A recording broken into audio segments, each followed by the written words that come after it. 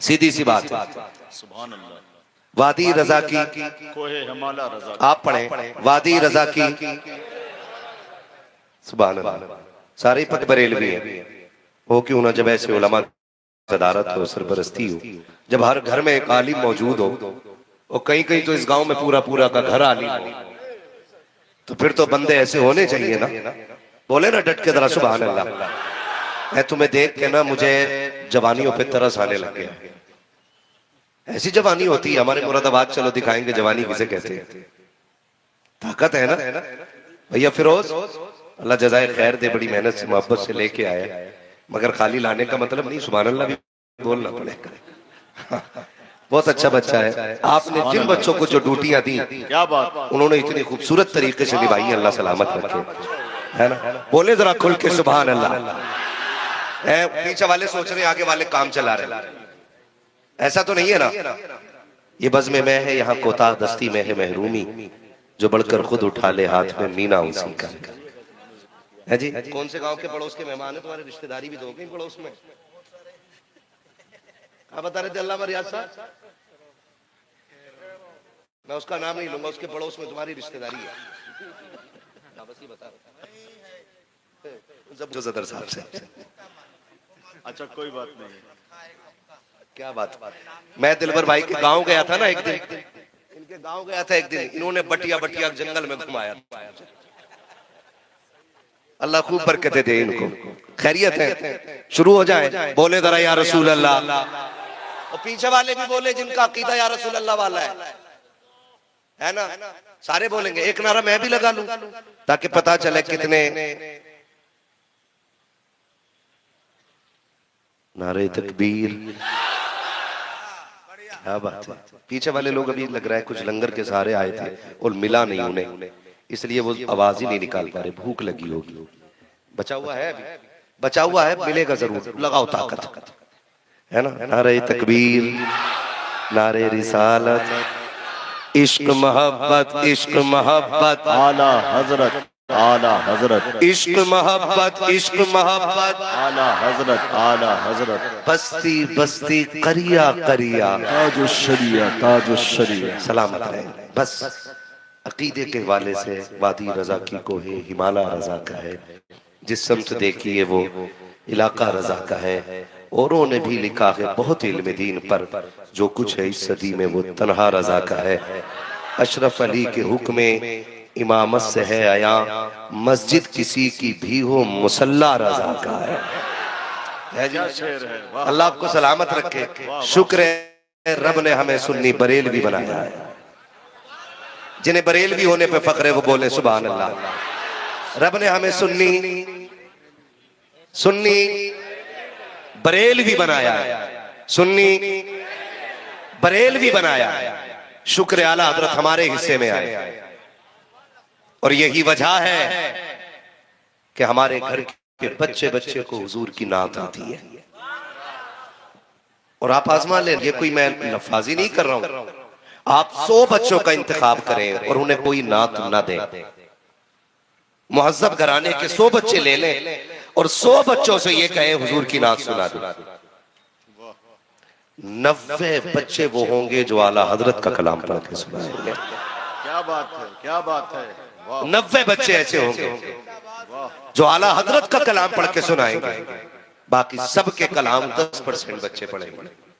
ये घर घर जो नात पहुंची है ना, इसी नात को पहुंचाने वाले को दुनिया आला हजरत इमाम अहमद रजा खान कहती है। शुक्र आला हजरत हमारे हिस्से में आए।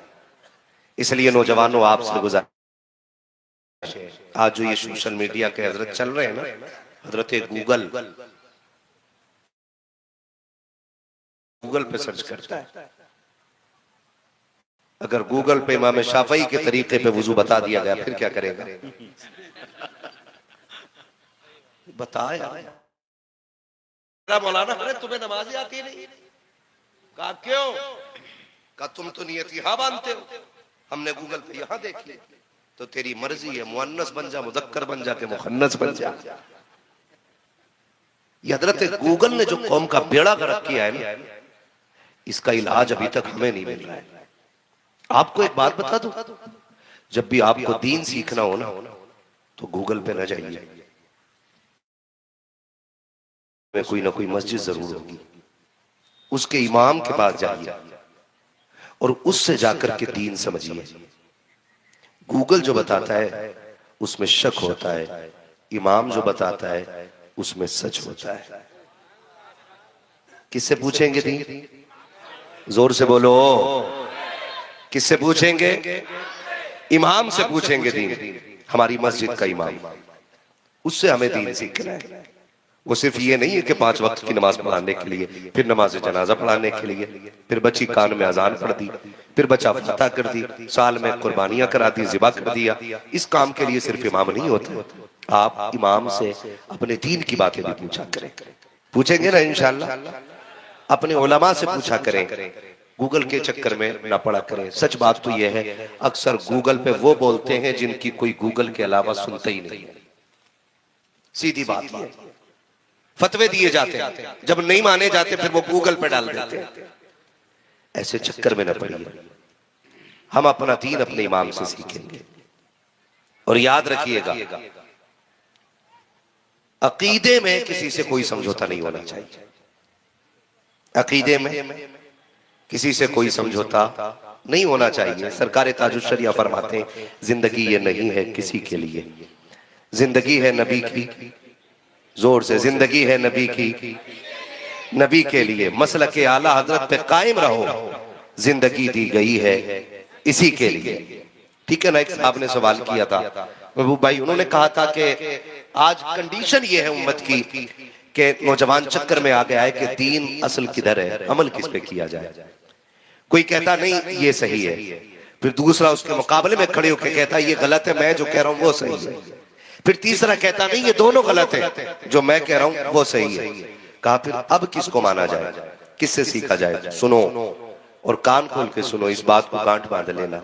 हर दौर में मसलके आला हजरत ही मसलके हक है। क्या बात, क्या बात, ये याद रखिएगा। जिंदाबाद। आप जब कभी कश्मकश में पड़ जाए कि जाना किधर है, तो आप कहीं नहीं जाइए, सीधे बरेली चले जाइए और इतना कहिए मैं मुजरिम हूं आका मुझे साथ ले लो, के रस्ते में हैं जा बजा आने वाले।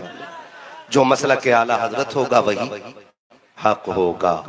ठीक है ना? तो हम जब तक जिंदा रहेंगे मसला के आला हजरत पर कायम रहेंगे इंशाअल्लाह। और कोशिश कीजिएगा कि रिश्ते भी उन्हीं लोगों में करेंगे कि जो ईमान वाले भी होंगे और अखलाक वाले भी होंगे। ये दोनों चीज आप गौर, बड़ी तेजी से ना ये बुराई हमारे समाज में आती चली जा रही है। कौन सी बुराई? जब रिश्ता करने चले ना तो किसी बदमजहब को दामाद बना लिया, या किसी बदमजहब की बेटी अपने घर लेकर के आ गए। अब किसी आलिम ने अगर पूछ लिया, भाई ये कौन लोग हैं जिनका पजामा निहायत छोटा नहीं लग रहा है, पजामा छोटा और कुर्ता कुछ ज्यादा लंबा नहीं है? का मौलाना क्या करते, रिश्ता मिल नहीं रहा था, अच्छा एक अच्छा रिश्ता मिल गया ना पैसे वालों का, हमने बेटी का रिश्ता कर दिया। हम पैसे वाला देख करके बेटी दे देते हैं। मुझे दिल पे हाथ रख के बताओ ना, पैसे के बगैर जिंदगी कट सकती है? बोलो बोलो, कट सकती है क्या नहीं? जिंदगी कितनी है तमाम मुकम्मल? ज्यादा जिंदगी कितनी हो रही है? 60-70 साल, 80, 90, 100, उतना नहीं जाएंगे, है ना?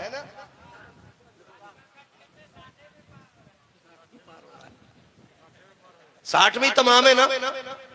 लेकिन मैं फिर भी कह लेता हूं, आप अगर हजारों साल भी जियो, आखिर मौत है। बोलो, मैं फ्री की जन्नत नहीं बांट सकता क्योंकि मैं दलाल नहीं हूं। फ्री की जन्नत वो बांटे जिसे आखिरत का डर ना हो। क्या बात? जन्नत सस्ती नहीं है। जन्नत सस्ती होती मेरा नबी कभी गार में आंसू न बहा था। हजरत इमाम हसन फरमाते हैं कि जब कभी हमारी रात में आंख खुल जाती, हमने कभी अपनी मां को बिस्तर पे नहीं पाया, सैयदा कायनात मुसल्ले पे होती। इमाम हसन कहते हैं या तो वो सजदे में होती या फिर चादर फैला के कहती अल्लाह मेरे बाबा की उम्मत को जन्नत अता फरमा देना।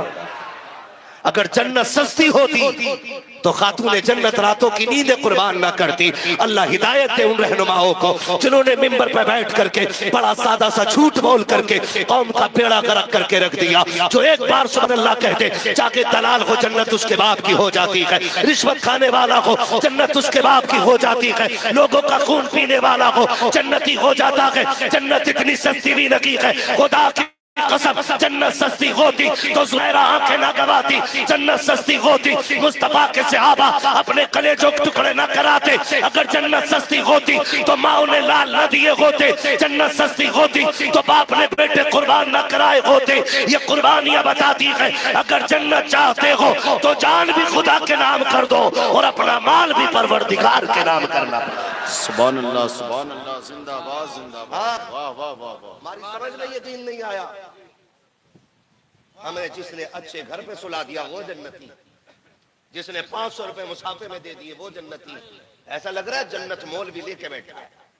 और डरो अल्लाह से, कितनी जिंदगी होनी है। आप बोलोगे तो मैं बोलूंगा, मैं बताता नहीं, अब मजबूरी में बता रहा हूं। मैं 2 दिन से बुखार में था, मैं सोच रहा था मना कर दूं, लेकिन फिर मैंने कहा कि अगर मैं मना करूंगा तो अल्लामा रियाज कहेंगे जरा काउट रिपोर्ट भेजें, डॉक्टर का साइन भेजें, है ना। ये भी है ना, अब हमारी कौम ना भरोसा भी नहीं करती है। आप आ गए, यही बहुत बड़ी बात है, हम लोग शुक्रगुजार हैं आपके। कौम भरोसा भी नहीं करती है, मजबूरी किसी के भी आगे आती है, मान लिया करो। देखो अगर किसी के खिलाफ बात चली जाए ना तो बुरा मत मानना, इसलिए कि डॉक्टर अगर जख्म साफ करते वक्त मरीज पर रहम खाने लगे ना तो वो उसके लिए जख्म नासूर बन जाएगा। सुन रहे मेरी बात? हम उज़्र कबूल करने को तैयार ही नहीं होते, किसी का भी कबूल ही नहीं करते। अभी कुछ दिन पहले की बात है, सोशल मीडिया पे एक मैंने देखा था, किसी ने मजमून लिखा था, कोई इमाम बेचारा अपनी बेटी के इलाज के लिए ना 3 दिन के लिए चला गया। 3 दिन गैर हाजिर रहा, मस्जिद में नहा सका, बेटी हॉस्पिटल में थी। 3 दिन के बाद आया तो मुतवल्ली ने कहा हमने इमाम तो दूसरा रख लिया। वो उज़्र पेश करता रहा, मेरी बेटी हॉस्पिटल में थी, ये देखो तो सही, ये कर्ज हो गया है मुझ पे, मुझे रख लिया जाए। खुदा की कसम खा के कहता हूं, अगर आज रब ने आपको मुतवल्ली बना दिया है, खजांची बना दिया है, तो इस घमंड में मत रहना। तेरा ये सर्टिफिकेट तुझे जन्नत तक लेके चला जाएगा, तुझे पुलसराज से पार करा देगा, तेरे मीजान में अमल आसान हो जाएंगे। कसम खा के कहता हूं अल्लाह की, जितनी बड़ी ड्यूटी लगती है हिसाब उतना सख्त लिया जाएगा। अगर आज तुझको किसी के ऊपर काबिज किया गया है तो याद रखना एक दिन अल्लाह तेरा भी हिसाब लेगा। और अगर सुन, अगर तूने अपने मातहत के साथ सख्ती कर दी तो वहां हिसाब सख्ती से लिया जाएगा। अगर तू यहाँ नरमी कर देगा वहां हिसाब नरमी हो जाएगा। यहाँ तू किसी का उज़्र कबूल कर ले, खुदा कयामत में तेरे गुनाहों पे पर्दे डाल के तुझे जन्नत अता फरमा के दिखा दे। सुभान अल्लाह, जिंदाबाद। ये बड़ा जरूरी काम है। वाह वाह वाह वाह वाह, सुभान अल्लाह आपको सलामत रखे। अगर कोई गैर हाजिर हो जाया करे, उज़्र पेश करे, कबूल कर लो यार, क्या चला जाता। अगर हमाद ना आए तो क्या बिगड़ जाएगा, अल्लामा रियाज ना आए तो क्या बिगड़ जाएगा, कयामत तो नहीं आ जाएगी ना। मैं एक बार बीमार हुआ, बड़ा खतरनाक। आप जानते हो, मैं बताऊं आपको, मुझसे कहा लोगों ने क्या कहा कि आप अपना मेडिकल सर्टिफिकेट भेजें। हॉस्पिटल में ही था, मैंने भेज दिया, और कागज, दवा के कागज, रिपोर्टों के कागज का वीडियो कॉल पे और दिखा दें। जब काम अपने उस मेहमान पे भरोसा न करें जिससे तकरीर करने के लिए बुला रहे हैं, तो फिर उसे बुलाने का फायदा क्या? क्या बात। अगर वो घर लेट के झूठ बोल सकता है तो मिंबर बैठ के बहुत सच बोलेगा। दुरंगी छोड़ दे एक रंग हो जा, सरासर मोम हो जा या सरासर संग हो जा। तो मैं 2 दिन से बुखार में था, मैंने सोचा मना कर दिया ना तो फिर कयामत अल्लामा रियाज पे टूटेगी, तुमने नाम गलत दे दिया था, है ना। मैं फिर भी आया हूं और अल्लाह का शुक्र है मैं आ गया हूं, और मैं बोलने की कोशिश भी कर रहा हूं। अल्लाह करे थोड़ा सा आप भी बोल दे जरा, सुभान अल्लाह, है ना। अल्लाह आपको बरकतें अता करे। बस तवज्जो है सारे लोगों की। उम्रें कितनी होनी है? 60 साल, 70 साल, 80 साल, 90 साल, 100 साल, बस इससे ज्यादा। असल जिंदगी वो है जो कब्र से उठने के बाद शुरू होनी है। ऐसे ही है कि नहीं? असल जिंदगी वो है जो कब्र से उठने के बाद शुरू होनी है। ये 60-70 साल तो गुदड़ियों में भी कट जाएंगे, शाही पोशाक में भी कट जाएंगे, ये महलों में भी कट जाने हैं, ये छप्पर में भी कट जाने हैं, ये सोना खा के भी कटेंगे, वो ये बगैर खाए भी कट जाएंगे। लेकिन वो जो जिंदगी है ना दायमी, वो बगैर अमल के कटनी नहीं है, बगैर ईमान के उसका गुजारा। अपने काजी हमने दामाद पैसे वाला देखा, बेटी दे दी, नहीं तूने बेटी के साथ भला नहीं किया, बुरा कर दिया है, तूने जहन्नम में झोंक दी अपनी बेटी। खुदा का वास्ता देता हूं, अगर आपकी बराबरी का रिश्ता ना मिले तो बदअकीदों में जाए बगैर अपने अकीदे के किसी गरीब के हाथ में बेटी का हाथ दे देना। इसलिए कि जो मुस्तफा से वफा कर सकता है वो तेरी बेटी से कभी बेवफाई नहीं कर सकता है। इसलिए कोशिश कीजिएगा कि हमारे घर का दामाद कभी बदअकीदा